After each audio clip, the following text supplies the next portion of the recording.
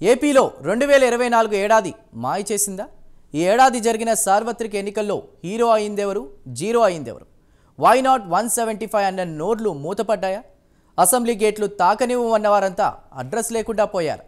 ఒక్క సీట్తో మొదలైన పవన్ ప్రస్థానం అత్యున్నత పోస్టుకు వెళ్లేలా చేసిన పరిస్థితులు ఏంటి? ప్రస్తుత రాజకీయ పరిణామాలు ఎలా ఉన్నాయి?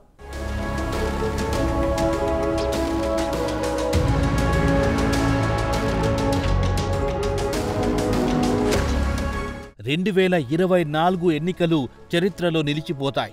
ఏపీలో ఎన్నడూ లేని విధంగా ఎలక్షన్స్ జరిగాయి. నువ్వా నేనా అన్నట్లుగా వైసీపీ కూటమి పార్టీలు తలపడ్డాయి. వై నాట్ 175 అభివృద్ధి పరుగుల మధ్య పోటీ జరిగింది. వై నాట్ 175 అంటూ వైసీపీ అధినేత జగన్ ప్రచారం చేస్తే అభివృద్ధి చేసి పంచుతామంటూ కూటమి నేతలు ప్రజల్లోకెళ్లారు.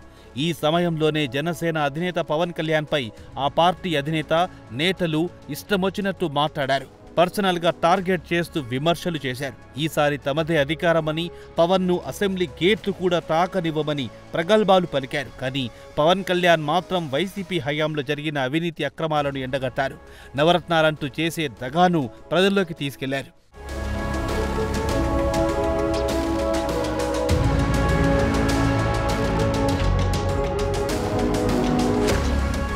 సీన్ కట్ చేస్తే టీడీపీ, బీజేపీ, జనసేన కూటమి తిరుగులేని విజయాన్ని సాధించింది. 164 స్థానాల్లో గ్రాండ్ విక్టరీ సాధించి ప్రభుత్వాన్ని ఏర్పాటు చేసింది. వై నాట్ 175 అన్న వైసీపీ కేవలం 11 స్థానాలకి పరిమితమైంది. కనీసం ప్రతిపక్ష హోదాను కూడా దక్కించుకోలేకపోయింది. ఒక్క సీటుతో ప్రస్థానం మొదలెట్టిన జనసేన క్లీన్ స్వీప్ చేసింది. పోటీ చేసిన అన్ని స్థానాల్లో అఖండ విజయం సాధించింది. 21 ఎమ్మెల్యేలు, 2 ఎంపీ స్థానాలను కైవసం చేసుకుంది. ఇటు కేంద్రంలోనూ ముచ్చటగా మూడోసారి ఎన్డీఏ విజయం సాధించింది. అక్కడ కూడా పవన్ మానియా పనిచేసింది.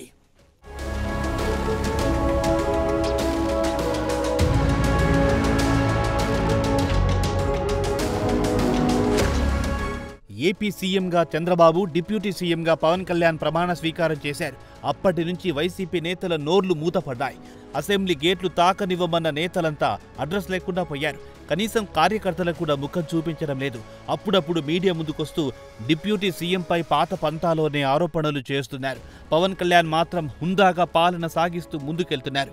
డిప్యూటీ సీఎంగా బాధ్యతలు చూస్తూనే కీలక శాఖలను పర్యవేక్షిస్తున్నారు. గ్రామ సభలు, పల్లె పండుగ కార్యక్రమాలతో ప్రజలను ఆకట్టుకుంటున్నారు. క్షేత్రస్థాయిలో ఒకేసారి వేల సంఖ్యలో గ్రామ సభలు నిర్వహించి రికార్డు సృష్టించారు.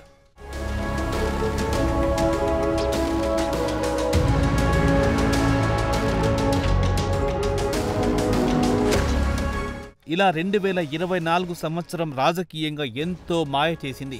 అప్పటి వరకు 151 సీట్లతో తిరుగులేని శక్తిగా ఉన్న జగన్ టీం కేవలం 2 అంకెలు, అంతే 11 సీట్లకే పరిమితం కావాల్సి వచ్చింది. ఎంపీ సీట్లను సైతం సింగిల్ డిజిట్నే దక్కించుకోగలిగింది. ఏదేమైనా అధికారంలో ఉన్న సమయంలో ఇష్టమొచ్చినట్టుగా మాట్లాడిన నేతలంతా సైలెంట్ అయిన పరిస్థితి.